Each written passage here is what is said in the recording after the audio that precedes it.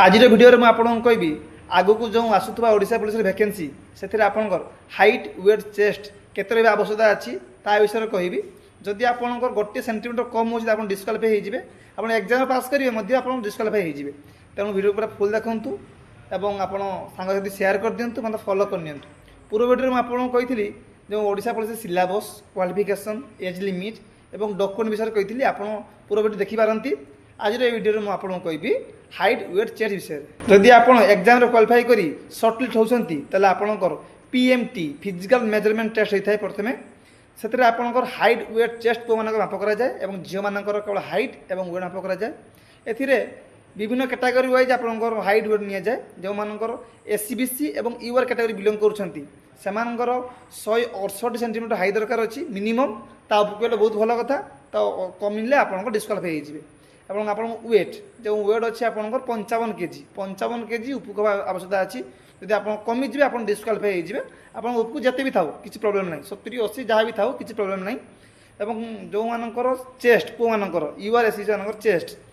আপনার মিনিমম দরকার 79 সেন্টিমিটার এবং আপনার আনএক্সপেক্টেড মানে ফুলাইবে 5 সেন্টিমিটার ফুলাইবে তাই আপনার 16 সেন্টিমিটার আবশ্যকতা আছে যে মানে এসসি এসটি কাস্ট বিলং করছন্তি সেমানকর হাইট পো মানকর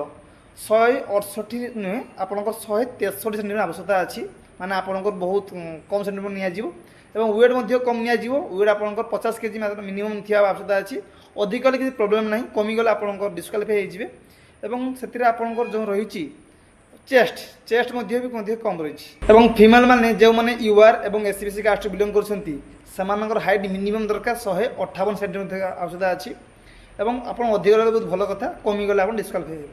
और वेट रखाई आप 47 केजी 500 जदि आप कमिजे डिस्क्वालीफाई होइजिबे अधिक किसी प्रॉब्लम नहीं तापर आपंकर चेस्ट मपाजिब ना आप एससी एसटी झील मानकर माने फीमेल मानकर सेमानकर जो वेट रही बहुत कम रखाई 45 केजी रखाई मिनिमम दरकार अधिक हेल्ले आप किसी प्रॉब्लम नहीं और हाइट्रे कम रखाई आपंकर 153 सेंटीमीटर थी आवश्यकता अच्छी यह आपंकर हाइट वेट चेस्ट मेजरमेंट आप समस्त पोस्ट कम्युनिकेशन हो आपंकर हो सिविल कन्स्टेबल हो आप एसआई हो कि ओएस हो यह समस्त सामान यह आपंकर फिजिकल मेजरमेंट टेस्ट तापर आपंकर हम फिजिकल एफिशिएंसी टेस्ट एथिरे आपन केते किलोमीटर रनिंग होता है केते मिनिट रे होता है